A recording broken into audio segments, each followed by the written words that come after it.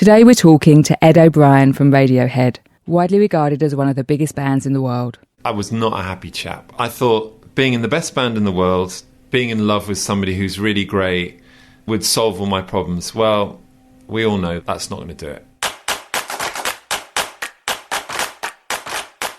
I'm Kirsty Robinson and this is Saints of Somewhere. In each episode, an incredible guest talks to me about their saints, their heroes and defining influences. Kindness is such an important trait. That's what the world needs at the moment. It needs kindness. It needs kindness to one another. It needs kindness to the planet. Ed met his bandmates while they were at school, and even before their very first practice, Ed says something happened. Life somehow fell into focus, and the rest, 9 albums and almost 30 years later, is music history. I was very lucky, and I am very lucky, that my whole life sort of went into focus. We delve in amongst that, and Ed tells me about his saints ahead of the release of a solo album and Radiohead's third headline spot at Glastonbury. Not only does Ed explain why Quincy Jones is a musical Buddha, but he also talks for the first time about a magical experience that he had with a healer in Brazil. And I was like a kid, magic does exist. My family are all medics, and this is something that Western medicine can't explain. It's all beautiful stuff. Here's Ed O'Brien talking to me on Saints of Somewhere. Enjoy. What's going through your mind when you're looking out at that big mental sea of people? Glastonbury's a funny one, because Glastonbury is one that sort of, when you step on stage at the Pyramid stage, something else happens. And so we played there in 97. And it's sort of like an out-of-body experience in terms of, I think I've had one true out-of-body experience, but in that thing that you sort of forget. It's very, very powerful, and you just get sort of swept along by the emotion and the energy of the thing, because it's Glastonbury. It's the greatest festival in the world. You don't think in terms of there's 100,000 people out there. You get on and do it, and you sort of try and tune into the frequency of that place, if you like. It's a bit like dialing in. It's a bit like, okay, where are we? It might take you a few songs to get into it or to find out exactly where you are. Once you're in it, you're sort of there, and it sort of goes along, and everybody's sort of swept along by it. Does it hit you afterwards that you've been creating this moment that's connected practically 200,000 people together with your music? I always think a great gig, and I say this, and I mean this wholeheartedly, every single person in that audience is as important as we are. And all we do with our music it's like striking a match. A great gig is like, it's like this energy, and it's reciprocated, and it goes back and forth. And the music is, we've just prepared that. We've just done that. That's what we do. I don't think it's any big deal. Everybody's having an experience, and every single person in that audience is as important as us as part of that experience. So I don't have kind of like, we did this. It's more a case of like, if you meet people afterwards, it's like, wasn't that fun? If it was a good night, wasn't that great? In terms of, we were all great. We all rose to it. We all participated. I know that you go to the festival every year as a punter. Yeah. Do you think that it's feeling more powerful and potent than ever? I do, and I think it's really important on so many levels for me and my wife when we go, in terms of it's a reconnection with us as human beings. And first day or so, you're shedding your city skin. We live in this world that's really pretty challenging, even if you have the good fortune to live the way that I do and the life that I have, and I'm under no illusions, it's very, very privileged. But even so, I still feel the challenges of this planet. You arrive at Glastonbury and you sort of start this whole thing of, you're in nature, you're shedding the skin, and I feel like we're tapping into something very, very primal. About 4 years ago, I was in Shangri-La about 4 a.m. with a bunch of us, as we always go, and a friend's father joined us, and he is in his mid-80s, and he helped set up the first festival, and he basically turns up on a whim. He knows Michael Eavis, and sort of, Michael, I'm here, and everybody lets him in. And I was talking to him, and I said, it's about 4 a.m, rabbiting, and I said, what is it about this place? It feels so primal that we're doing. And he said, He said, it's the meeting of the tribes of the north, the south, the east and the west. And it's true, and it's something very, very tribal, something very, very primal. It's what, as human beings, we're lacking at the moment. That connectedness, being in nature, it's around the summer solstice. Life has become so removed from this modern living and the 21st century material ways. That's what I'm craving, but I think that's what a lot of people are craving. We always go back, and I think many people go back feeling reconnected, but also our faith in humanity has been restored. It's like human beings are capable of extraordinary things. Don't let anyone tell you not, but modern society puts you in your place and says, you do this, you do that, we're going to do this, we're going to do that. And it's sort of, we need it. We need that stuff at the moment. You've also got a solo album in the pipeline. Yeah. Do you know what it's going to be called yet, and why now? I do, and I'm not going to say I have a working title, but that's... why now is a good question. I never wanted to make... I had no illusions about wanting to go out and make another record, on my own record, because Radiohead was everything for me. Also, having a family, I've got children now, 10 and 12, but been through the early years with them, and it's been really important to me, because I came from a sort of split family. It was really important for me that my family life and Radiohead life was sort of imbalanced, and certainly when my son was born, I really contemplated leaving the band, because I thought, I just don't want to be an absent father. So I didn't. And, I'm happy I didn't, but there was a whole... I didn't have any other time apart from, kids and Radiohead, and I didn't want to do anything. I had no illusions. And then about 4 years ago, we finished the tour in 2012, and me, my wife, my kids, we went to live out in Brazil for a few months, and we lived in the middle of the countryside on a farm, lived very, very, very simply. It was such a rich experience, very much like the kind of Glastonbury experience. There's no mobile, there's no Wi-Fi, it's just us, and life was reduced to its really key parts, and that was, for me, was music and family. The kids go off to school, the local village school, during the day. My wife started, she picks up the paintbrushes, and I shipped out all this gear, musical equipment. I thought, I'm going to immerse myself, and I had this idea that I just really wanted to get my head around. Electronic music is something that you can do on your own.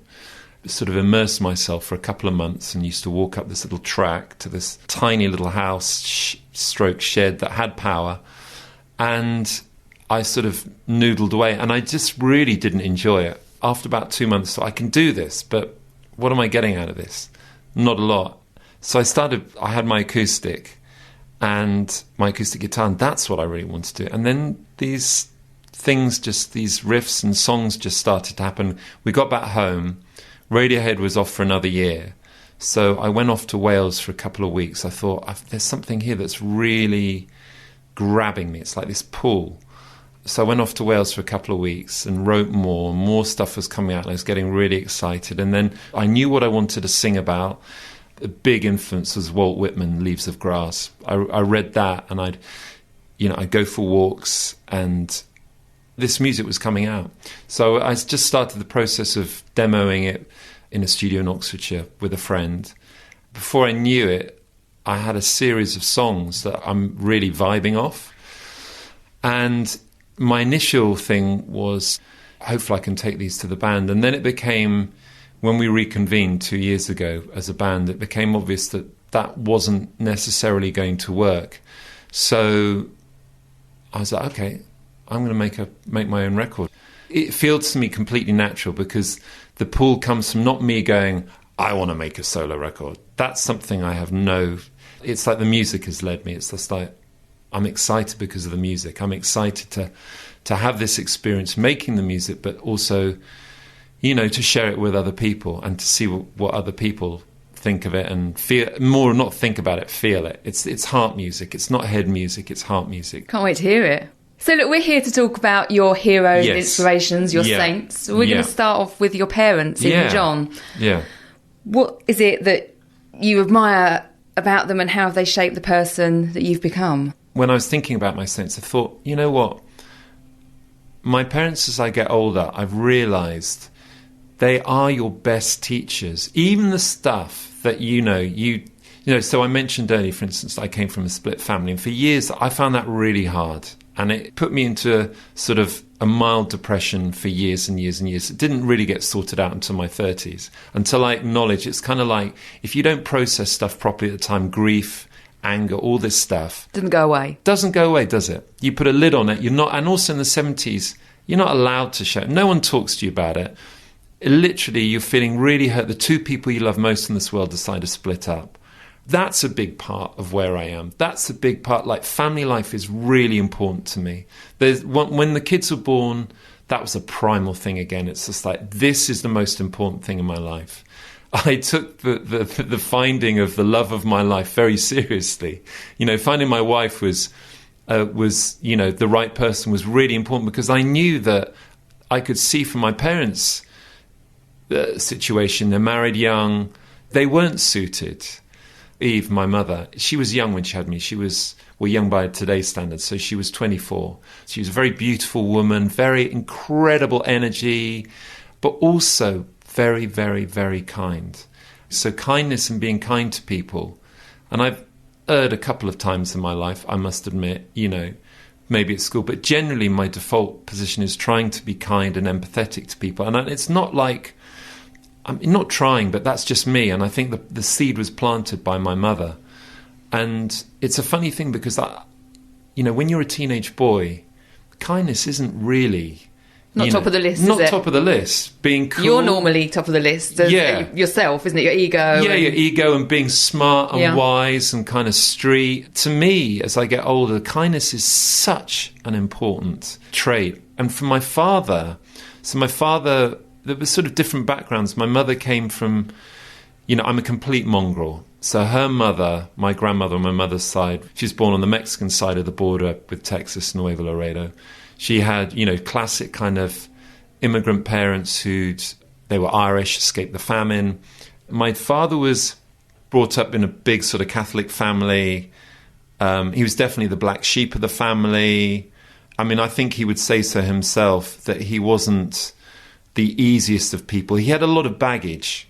The Irish thing was really strong growing up. Now, Ireland in the 70s was not, especially living in Oxford. There were all the Irish jokes. There was the whole thing of the IRA. Irish were outsiders, and they were the ones who'd come over and taken the jobs and the navvies and stuff like that. So my father felt a very strong Irishness, and that gave him a really sort of anti-establishment, outsider mentality. And that was really important for me, because that came to question authority, question the media, question the establishment, and thinking for myself. And Oxford was it's a very elitist place, somewhere that's as academic as that. There's a lot of jockeying for position. And then you also had the working class part of town, which dealt with the motor industry. And it was interesting, with my father, I saw he was a lot more comfortable with East Oxford and patients or whatever. He was an osteopath, or he didn't have much time for the whole middle class part of Oxford. The chattering classes, he sort of found it all a bit false. And it was really, I come from a very establishment background in terms of private school and all of that, but I never felt comfortable. But I think the interesting thing for me, I find, is I can mix with anyone.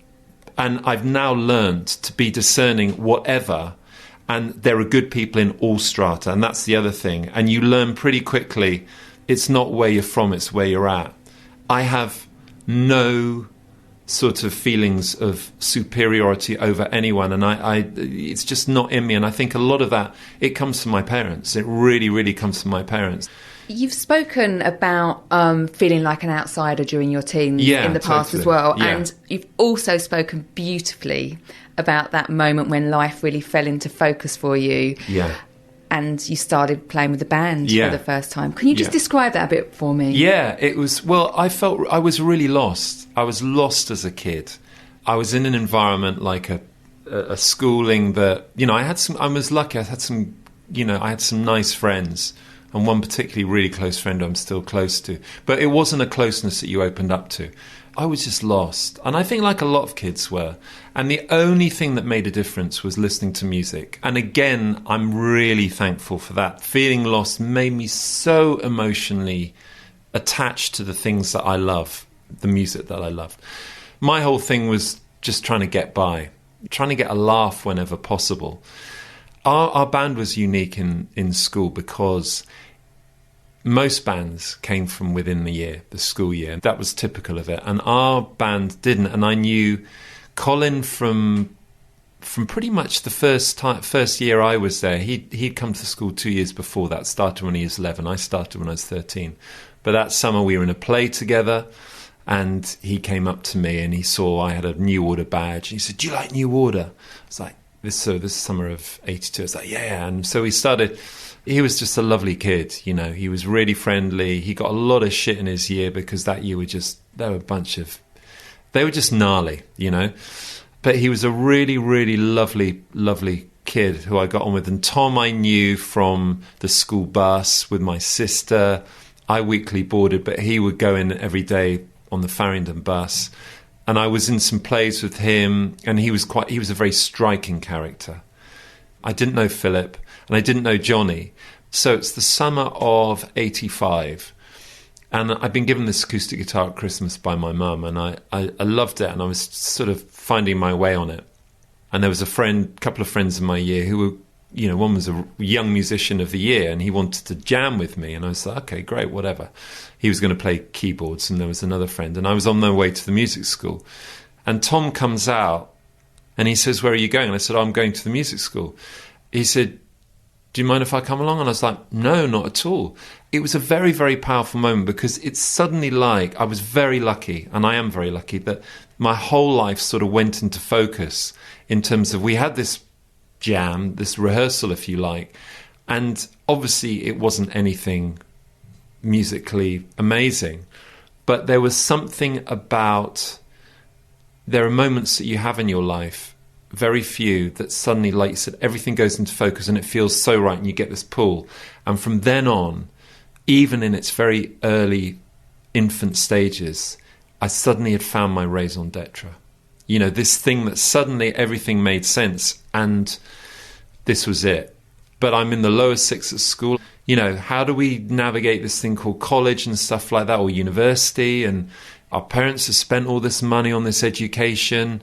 We all went off to college, we all went off to university, but there was this commitment, this thing that we all felt like, this is so right. This is so right. And we thought we were the best band in the world, and we weren't. Do you know what it is? It's following your heart.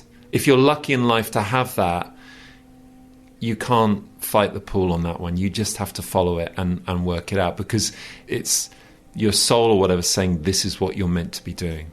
The pull of the heart brings us on really to your next saint, which is Brazil, because from what I read, you really felt a compulsion and a need to go there. Do you want to tell me a bit about that? Around the time of our third album, OK Computer, I was not a happy chap. I thought being in the best band in the world, being in love with somebody who's really great would solve all my problems. Well, we all know that's not going to do it. So there I am.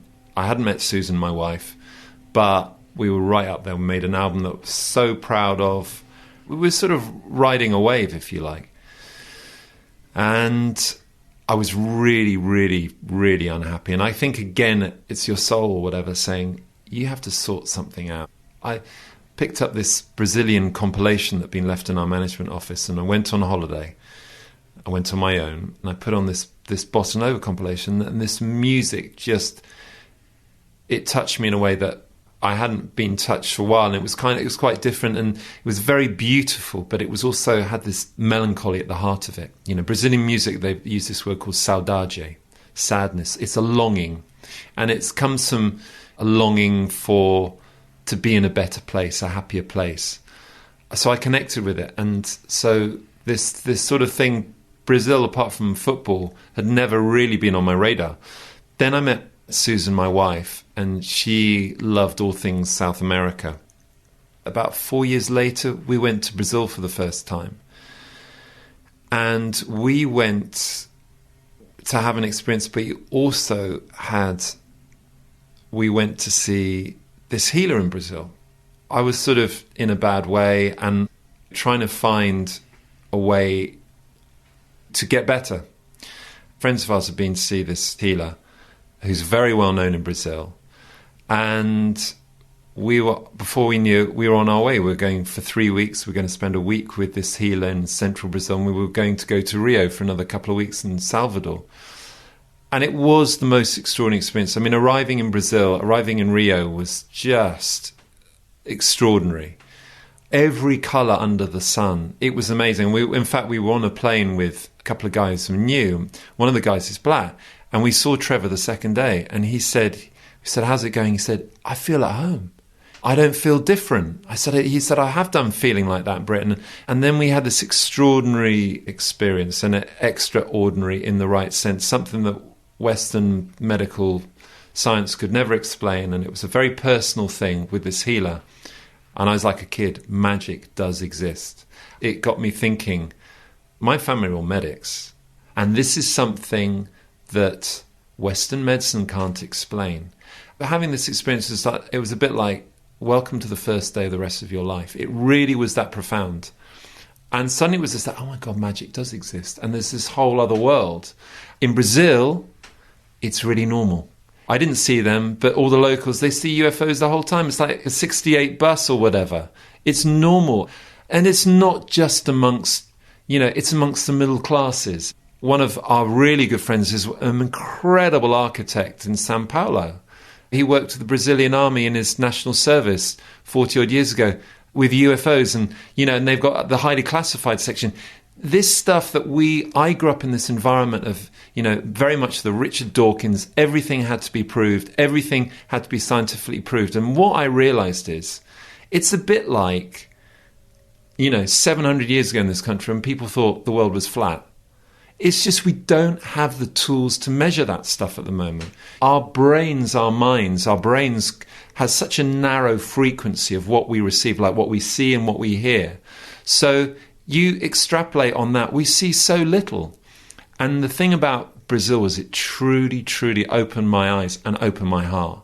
And so we've been going back there a lot, and we went to live out there, and we went to Carnival in Rio, which was the most extraordinary experience. So I'm under no illusions. Brazil is a very, very hard country for a lot of people. And we experienced just a little bit of the lack of law and order and the potential that you can have out there. And it's a young country. What it did for us in terms of reconnecting the human spirit, it's there in abundance. The people are extraordinary there.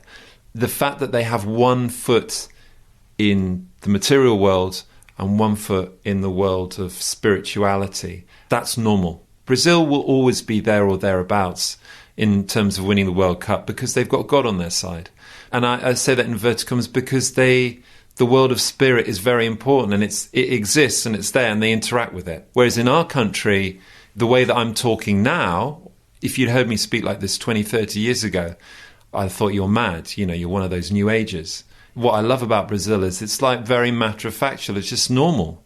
And in a way, I feel normal there. I feel more comfortable there because I can have those kind of discussions and conversations and explorations, whereas in this country, you have to be a lot more guarded about that stuff. Can you tell me about the conversation you had with Kanye about spirituality? Yeah, because I think that is connected to this. Yeah, isn't I it? did. I said to him, had a night out, met up with him through this mutual friend, and I think I surprised him quite a lot because I said to him, if you were to ask any white musician in Britain whether they believed in God, I can guarantee 98% of them would go, no way. And he was completely shocked. He went, what?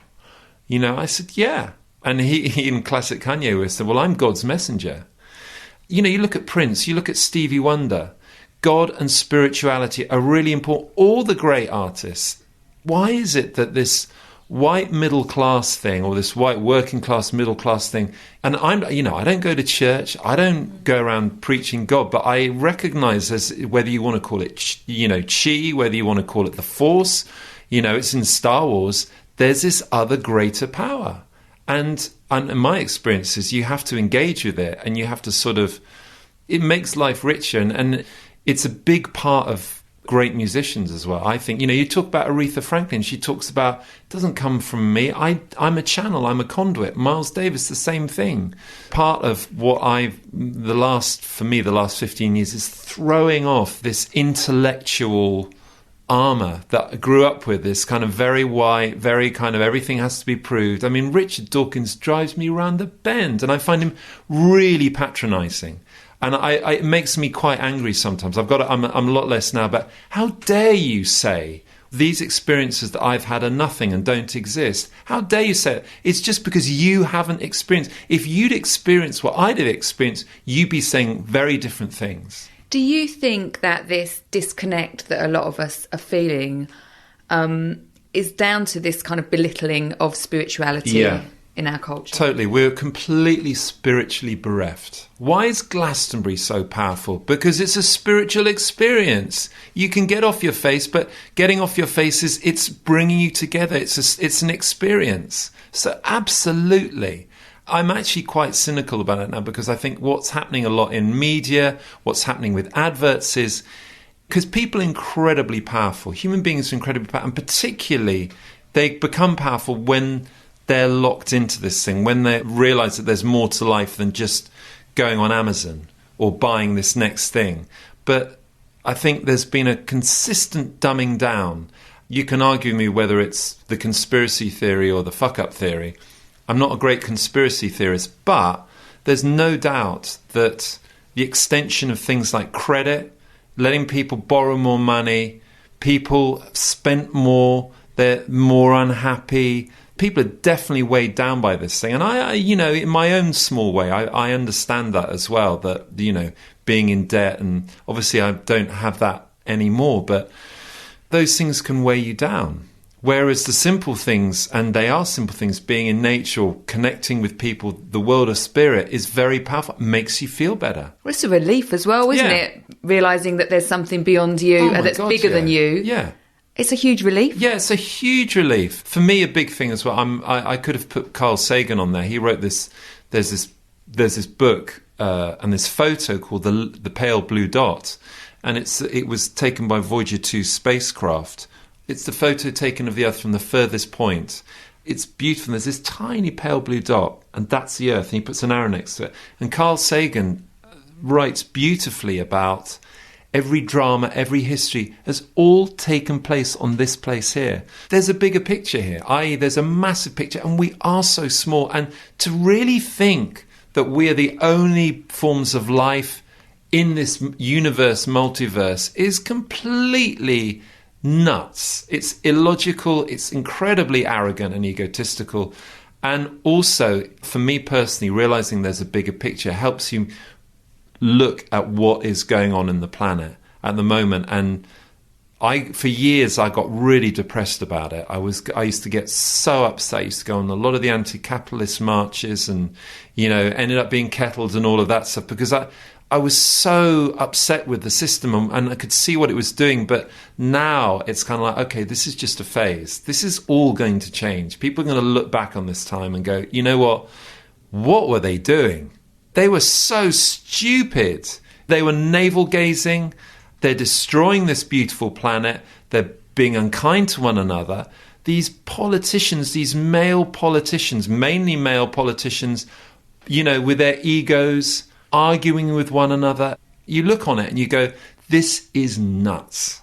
Thankfully, I've come to a place where I think I'm going to see a big change within my life, big change within our children's lives, and it will get better, because you can feel it. I can feel it when you talk to younger people now. There's a hunger and an appetite for it. Totally, like nowhere before. And it Absolutely. Might get a little bit more desperate, mightn't it? I think people are clinging on to it. It's like a thread, isn't it? You can just feel it. Hope you're enjoying this interview with the wonderful Ed O'Brien. Just wanted to step in to let you know about the next podcast that we've got coming up on Saints of Somewhere. The incredible actress and filmmaker Arta Dobroshi tells me about growing up in war-torn Kosovo. It's an experience that shaped her, but perhaps not as you might think. Arta refuses to view it as anything but a positive force in her life. Freedom, because that's what we want. You can feel free anywhere, because you're in control of that, how you feel. Nobody can control how you feel. Only you. You can find all the details on saintsofsomewhere.com. Okay, let's get on with the interview. I think this is a really good time to talk about your next saint, the Chronicles of Tao. Oh, yeah. What's this book all about, and what does it speak to you about? Again, it's a really interesting book because it's a true story. It's written by Deng Ming Dao. He's a writer, and he met this man in a park in San Francisco, this Daoist master. And he basically befriended him and got to know his story. And this story is incredible because this man was born at the turn of the 20th century in China into quite a well-to-do family. He was taken off to this monastery about age 7 or 8 in these mountains, the Huashan Mountains in China. And the story is of this boy becoming a man, being trained by monks. So Taoism is really interesting in terms of, and it definitely spoke to me because, again, it's got one foot in spirit and it's got one foot in the real world, not the real world, in the world of matter. There's this training that they undergo, and the training is really, really powerful. It's hard work. It got through to me. The power of the human body is incredible, and what we're capable of doing is extraordinary.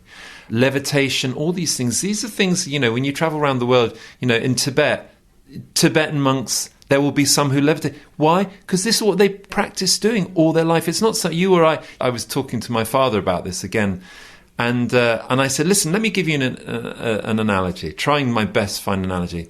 If we go down into the garden now and we set up a high jump with whatever the high jump, is it 2 meters 96, whatever, say that's what it is. And we try and we go, there's no way a human being can jump over that. There's no way anyone can jump over that. And we get everyone in the neighbourhood to come around and no one can get anywhere near it. Everyone goes, it's impossible. Then we get the guy, the high jump champion. And the only reason we know is because of television. That's the only reason we can go, oh, that's possible. What's interesting is that a lot of this power that human beings and this knowledge, and it's a knowledge as well that's been passed down through the ages, it's been sort of kept quite quiet, quite secret. And in Taoism, it's this lineage, and I was fascinated by the kind of the learning and the education. So there was learning about the right things to eat. He says in the book that most Taoist masters live to about 170, 180. And one of the things about Taoism is that everybody should be able to live until at least 100. If you really look after yourself, you can live to 170, 180. And in China, Taoist masters, that was the norm because they lived in, there was no pollution, there was no stress, which they always say is the biggest killer. They knew about the right herbs, they meditated, they did martial arts. What was interesting about this book was this man became a man and he'd go off and he'd wander and he'd go off and live a life. And so you had the backdrop was the Sino-Japanese War, then the Second World War, and then he moves over to America, the Cultural Revolution in China, moves over to America. And each time he'd come back he'd sort of go off and he'd err from the path, if you like, and then he'd just come back. It's such a rich book because I think it's one of those books that upon first reading you get something, second reading you get another. It's got layers, but to me, it sort of validated that thing that there is this knowledge that human beings are capable of extraordinary things. Whether it's living to 180, whether it's levitating, whether it's this form of martial arts that's like levitating, you just A, have to believe it, and B, know how to do it. It's like anything. If you don't believe anything, nothing's going to happen. But I love that thing of, again, we've grown up in an era where, basically the way we were schooled was don't do this, you're shit, don't do that, you're not good. We were constantly belittled. We don't realise the power of the things that we're capable of doing. And I love this book because, again, it validated it. It's just like, no, human beings are capable of doing extraordinary things. Now for something totally different. Yeah. Next saint, Quincy Jones. Oh, Quincy Jones. Yeah. Well, it's interesting because they sort of all link up as well. I mean, I don't know him as a human being. I mean, obviously I grew up with his records, so he produced Michael Jackson's Off the Wall and Thriller, and that's sort of how he got onto my radar, first of all. I mean, they're both extraordinary records, wonderful records. Thriller, I was into the Smiths at the time, so Thriller wasn't going to be... I liked it secretly. It was like a guilty pleasure, if you like. But I'm over that stuff now. You know, I say what I like, and I know what, and it's an incredible record. It still sounds amazing. He worked with Sinatra. He's worked with Michael Jackson. He made a record in 1989 called Back on the Block, and the first track it's the cover of Birdland, and he has Ice Cube on it. He's got Ice-T rapping. He's got Miles. He's got Sarah Vaughan. I mean, he's this guy who straddles the world of music, and he's a music colossus. He understands it all. He feels it all. And he first came onto my radar in terms of he's like this wise sage, a Buddha in the music industry. I heard him being interviewed about 10 years ago, and so we were at the height of the crisis in the music industry, and I say that in inverted commas, of file sharing. Everybody's panicking, and, you know, Metallica are taking Napster to court. He was interviewed by Jamie Cullum, actually. The question was in a way, he was asked, well, what do you think of file sharing? I think the expected answer was, well, it's terrible. How are musicians going to make a living? He answered, I remember this, I was driving along the coast, I said, well, the genie's out of the bottle. And he said, listen, there are kids they don't have CD players, they don't have turntables, they've got hard drives full of music. How are we going to come back from that? And what he said was so wise and so beautifully eloquent and so understanding and non-judgmental. I have a real problem of people standing on their soapboxes and condemning people.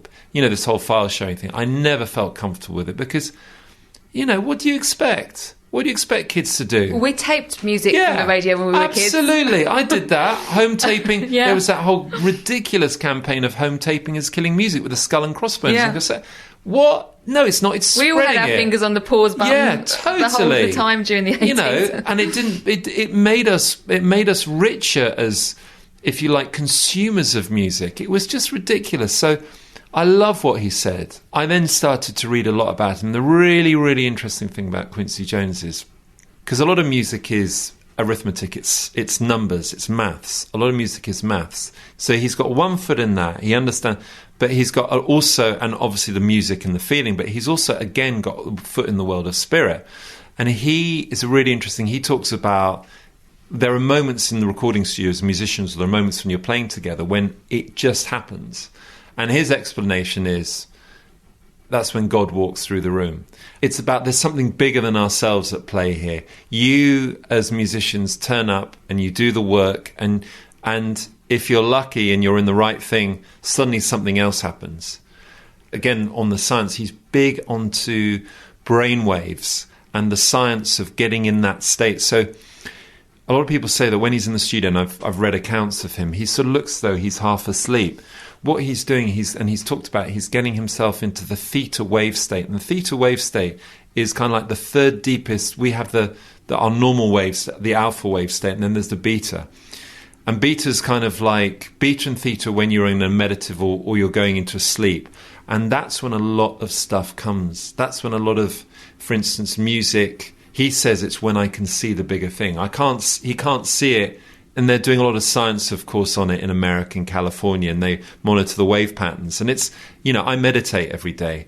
And if I'm lucky, I can get into that state whereby, and you can feel it, and things become clear. And I think it's a bit like, that's a creative state of mind. It's a bit like, it's meditative. Because he understands it, because he's so brilliant at what he does. He understands that, and he wants to, what I love about him is he wants to investigate the science behind him, which is something that, you know, I've had these spiritual experiences. Eventually there'll be some kind of scientific explanation for it. And he's fortunate in the sense that he knows the people he can talk to and he can develop. So he's a brilliant man because he understands not only this is musical talent, prodigious and incredible, but he's got this whole other side of it, and he talks about it, and he's nurturing, I think, with artists. And I went through a real period about 4 or 5 years ago when I was just Quincy Jones. I'd love to hear a conversation between the pair of you. Oh, I would love to meet Quincy Jones. He's so rich, and I think, again, that he's somebody, again, the stuff that I'm talking about here today is something that he talks about a lot, but again, it doesn't come across very well in media. Or traditional media. It hasn't come across that well. But he sort of, I think he's, I'd love to, as a musician, I'd love to, all the stuff that I've heard, he's with a microphone in front of him. I'd love to just kind of, have that free for all with him and hear him, pick his brains, pick his heart, We're going to move on to your final saint now. Last, but certainly not least, Radiohead. Yeah. What has being in the band mean to you? You've heard a bit about finding the other four and making the music. Suddenly, it was like my raison d'etre. I was kind of the lost kid. Suddenly, there was something to put all one's energies into. It's been an amazing journey. It's been the stuff of dreams, really. And every band is dysfunctional. That's the other thing that I've learned. So we're no different in that respect. We're a family. But it's been such a rich journey. We've had so much luck, and I've always said it, the only reason we were, well, not the only reason, but the reason we were signed when we were, which was in the middle of 1991, Smells Like Teen Spirit had broken, Nirvana, massive, and the kind of the musical blueprint, the template was quiet verses, loud choruses. They were hugely influenced by the Pixies, which was kind of like the trademark of the Pixies. We were hugely... That's what we've been doing. Johnny, Tom and I would stamp on our distortion boxes when it came to the choruses. And so, of course, what happens is when a song like Smells Like Teen Spirit breaks, suddenly that kind of music, the majors are like, who's doing this? We want more of this. And we'd been doing this for kind of 2 or 3 years, just practice away in Oxford. So there was an authenticity to us. We're not changing, we're not flying with the winds of fashion. We've been doing this, and we've got a body of songs that reflected this. So we were signed up because of that. So our timing was perfect. We've been very, very lucky. Our time, for instance, the way we released In Rainbows and all of that, the timing was perfect with that. We were out of contract, it was the height of the file sharing debate. We could make these moves. Can I ask you a little bit about that? Yeah. I've got a bit of a fan question. The biggest Radiohead fan that I know is my brother-in-law. Yeah. And he said to me, you've got to ask him about the whole In Rainbows experience in terms of the way you released it. Obviously, it was massively... it made a big impact in terms of music culture, the pay as much as you like model. How did that work out financially? It worked out fine. I mean, it's interesting because it's very like the restaurant in New York that charges people, you ask for the bill and they say, pay what you like. Record company contracts, when you're on 12% of the fee of an album that's sold, they're not great. That wasn't a great deal for artists. So it was certainly better than that. What was really interesting were the country's breakdowns. So the Italians paid the most per head, then the Brits, and then everyone was kind of much of a muchness. I think it was about 60% of people paid something. And then, of course, the countries that are least well off, they don't pay that much. And I was, I'm fine about that. It wasn't a model that you'd keep on rolling out, but it was perfect for the time, and it was really fun. We were out of contract with EMI. We had this record we were really proud of. We felt it was a really strong record. We had this opportunity to have a bit of mischief making within the music industry, and it was really interesting because the good people in the music industry totally got it, and I think they really loved it. And of course, you could tell very quickly the ones who felt threatened by it. If you can't see the fun in that, if you can't see the excitement of something like that, then you're a bit trapped in your own world. So it was really interesting. It was very good for the band, very healthy for us at that time. Do you still get the same feeling when you're practicing that you did when you're back in those rooms at school? Yeah, the rehearsal times has always been the time when it's the core of what we do. 5 people in a room, 5 brothers, doing their music. It's just you, and you're rehearsing all day long. You might break for lunch, so there's the banter, there's a lot of humour, there's a lot of application, there's a lot of chat, there's a lot of playing. And what happens is you get more successful in a band.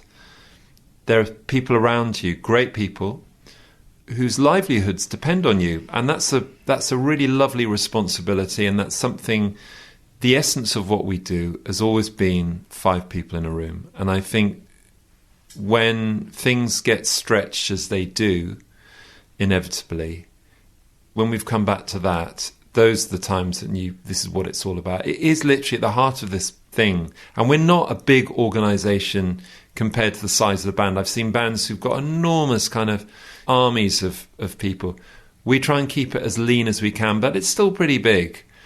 At the heart of it, it's just the 5 of us. That's what it is. And it taps into that thing from school, yeah. So you don't ever get sidetracked by the whole fame thing? Hopefully not. I would much rather not do a red carpet. I'd much rather going through the back door. I don't like awards ceremonies. I'll go to them if there's a responsibility. I don't want to piss anyone off, but I don't like situations where there are TV cameras and people. I've done enough of them. I don't see why I have to do them anymore. I just don't like the vibe. I sort of come out of that. I don't like... It's not my thing. You know, I'd much rather put the kids to bed. For me, it's all about the music. It's all about music. And so is that the secret to enjoying the success? I think the secret is also to know that it's a bit like going to Disneyland. The heart of it, playing gigs, is amazing. And the rest of it, it's sort of, you know, particularly when you're in America, you sort of have this incredibly sort of privileged life and all of this, and realising that don't take yourself seriously. Take the music seriously. And I think there have been times when we've taken ourselves too seriously. It's good because you usually in life, and coming back to Britain, you get your ass kicked if you're like that. And people or situations, circumstances will put you back on the straight and narrow. You seem to speak with gratitude and humility pretty much all the time. Everything I've heard you say is full of that. And I know that you and the guys in the band have spoken about this kind of obligation. You've created your own luck, but you've been extremely fortunate as well in your lives. You feel this kind of obligation to live an extraordinary life. Yeah. Well, what do you mean by that? Well, you know, so for years I struggled again, and it may have been gone with the depression, but I felt guilty about it all. I was just like, I had friends who were in bands. I was like, oh no. And there we were getting more successful, and friends in bands in Oxford, and I felt a huge guilt. And you know, age 27, I could buy a terraced house in East Oxford, and none of my friends had that kind of thing. And then it's a bit like, well, you're going to look at this half empty or half full. And then I suddenly realised, hang on a second. And it was literally about 10 years ago. So there were 2 figures, Neil Finn, and Johnny Marr, particularly Johnny Marr, Johnny and Angie, his wife. So Johnny was a musician he was the most kind of important guitarist and musician for me growing up. And then Neil Finn invited a bunch of us about 16 years ago to come and play with him in New Zealand. And Johnny was one of those musicians, and Angie came with him. I was suddenly like, oh, hang on a sec. These are musicians I hugely respect. They are super cool. They've got amazing wives and they've got amazing kids. And they were like these beacons for me in the industry. It's just like, you can do that. Because for me, it was kind of like, well, I'd seen so many people who were like, who'd suffered, kids who suffered because they had famous parents or all of that. And it's, that just ain't going to happen. If there was any hint of that, I'm off. My kids and their lives are more important than this circus, than this thing. I'll find something else to do. But Johnny and Neil, and they were suddenly like, you know what? I love what they do, and they've got great kids. Then it kind of sunk in, and it was just like, hang on a sec here. You know, my friends aren't going to think I'm a wanker if I go off and live in Brazil. In fact, I have one obligation. This is the humility thing comes from like, I've been dealt the most extraordinary hand of cards this lifetime. I'm living the dream. And for years I was depressed and stuff like that. And that's a whole other thing. But I was just like, if I can't be happy, no one can be happy. So that happiness happiness is within. So I have to deal with it. That's just shit I've just got to deal with. And I found out and dealt with it. I can live an extraordinary life, and my kids will be okay for it. They're not going to be kind of spoilt brats. What we've tried to do, we've travelled a lot, and we've tried to... I'm lucky because my soulmate, my wife, feels the same way, that we want to have these extraordinary experiences for the kids, but not necessarily live this life of utter privilege. It's not living in some kind of gated residence in Rio or Sao Paulo. It's going, and if we're going to do it, we're going to live in a small house on a farm and have a rich experience with animals and nature. And I realised that the real luxury nowadays is not going to a hotel that has an infinity pool and Wi-Fi and the kind of music in the foyer. Real luxury is being in the wilds of nature. And that's the things that we try and do. So anything to facilitate that. Literally every single day, I am thankful. I'm thankful for what I have, because so many people are suffering on this planet. So many people living hard lives in this city, in this country. Really, really hard lives. What I realised, and I had this great trainer for a while, and he said to me, you're not going to help anybody by bringing yourself down. By being guilty and being sort of slightly, you're not going to help anybody. You know, the way that you can help people is by having good energy, by doing the right things, by living your life by the right way, being thankful for what you have, being kind to people, be great, make great music. So that's where I am. I'm very lucky that I can do that. And long may it continue. Ed, thank you so much for having us over here today, taking the time to talk to us. Pleasure. It's been really special. I think all that's left to say is we'll see you at the front of the pyramid stage. Yeah, thanks, Kirsty. Thank you.